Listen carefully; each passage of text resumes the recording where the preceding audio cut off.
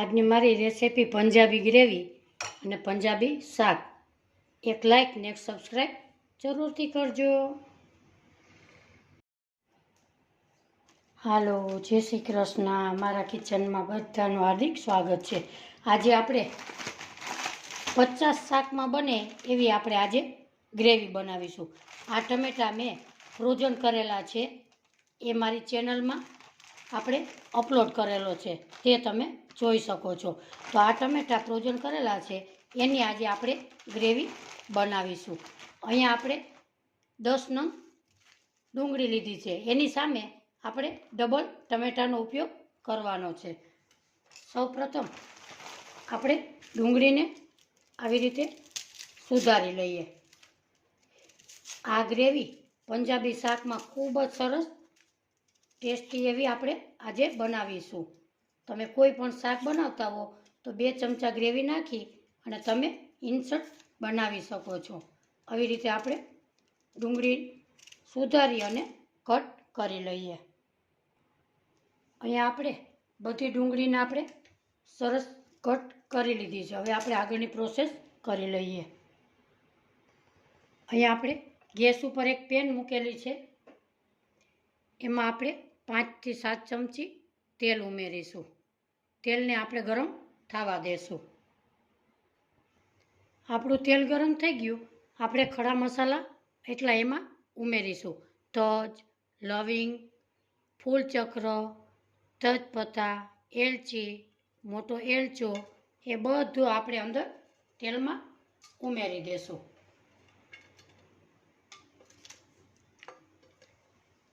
આપણી આ ગ્રેવી સરસ મસ્ત એવી બનશે.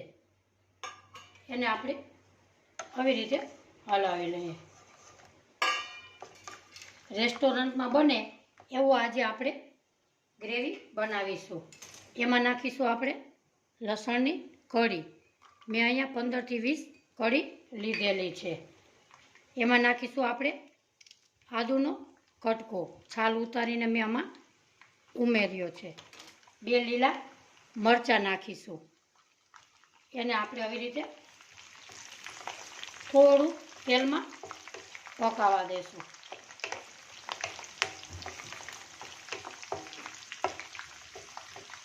આપણા ખડા મસાલા એકદમ સરસ સોતળા જાય પછી નાખીશું આપણે એમાં ડુંગળી. ડુંગળીને પણ આપણે સોતળી લઈએ. 2 મિનિટ આવી રીતે આપણે સોતળી લેશું.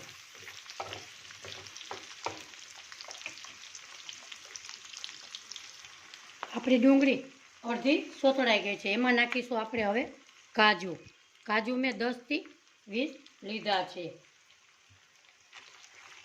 અડધી વાટકી મગજતરીના બી, એને પણ આપણે મિક્સ કરી લઈએ. આ ગ્રેવી થઈ જાય તૈયાર એટલે આપણે એક સરસ મસ્ત મજાનું પંજાબી શાક આ ગ્રેવીમાંથી બનાવીશું. ડુંગળીને પણ એકદમ સરસ પકવવા દેશું. હવે આપણે 2 ચમચી મીઠું ઉમેરીશું, એટલે ડુંગળી આપણી ઝડપ પાકે છે. એને આપણે આવી રીતે મિક્સ કરી લેશું. એમાં નાખીશું આપણે કાશ્મીરી લાલ મરચું. તમે તીખું ખાતા હોય તો તમે તીખું ઉમેરી શકો છો. અહીંયા 3 ચમચી કાશ્મીરી મરચી ઉમેરીશું.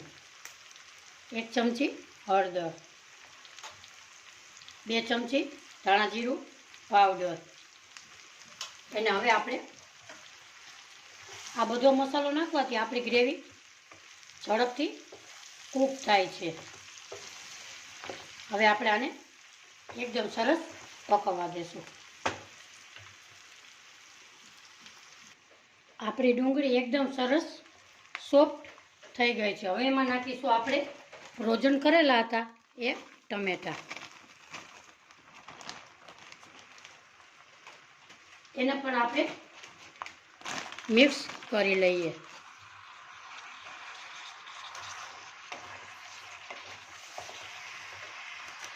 આવી રીતે આપણે 1 મિનિટ હલાવું છું એટલે એ પણ ટમેટાં પણ સોફ્ટ થઈ જશે.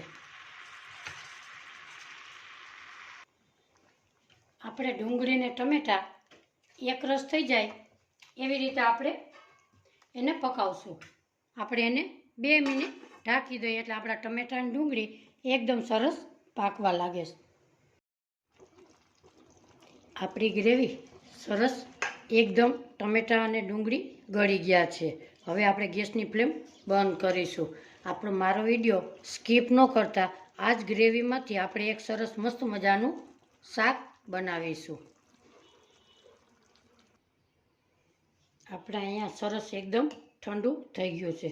હવે આપણે એક મિક્સર જાર લેશું અને એમાં આપણે થોડું થોડું ઉમેરી અને આપણે પીસી લેશું.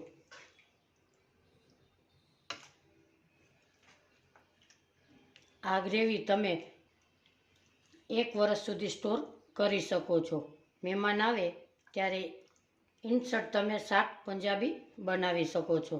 હવે આપણે પીસી લઈએ. આપણી ગ્રેવી સરસ મસ્ત પંજાબી શાકમાં લાગે એવી આપણી ગ્રેવી થઈ ગઈ છે. હવે બધું આપણે એવી રીતે પીસી લેશું. આપણી ગ્રેવી સરસ એકદમ તૈયાર છે. હવે આપણે પંજાબી શાક કરશું આ જ ગ્રેવીમાંથી. આપણે અહીંયા ગેસ ઉપર એક પેન મૂકીશું અને 4 થી 5 ચમચી તેલ ઉમેરીશું. તેલને આપણે ગરમ થવા દેશું. આપણું તેલ ગરમ થઈ ગયું છે. આપણે જે ગ્રેવી બનાવી હતી એમાં આપણે 2 ચમચા ઉમેરી દઈએ.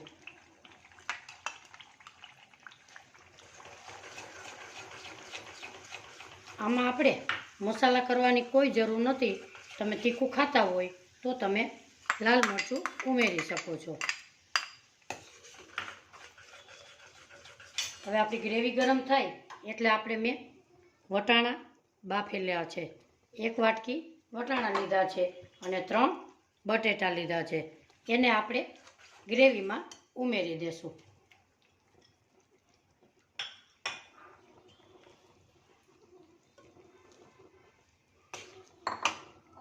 બે મિનિટ એને તેલ છૂટું પડે ત્યાં સુધી આપણે પકાવી લઈએ.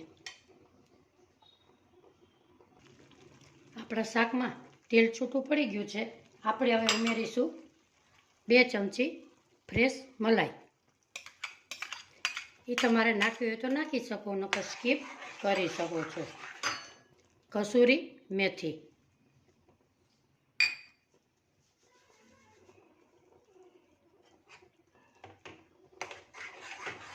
આપણું શાક તૈયાર છે. હવે આપણે સર્વ કરી લઈએ. હવે આપણે શાકને સર્વ કરી લઈએ.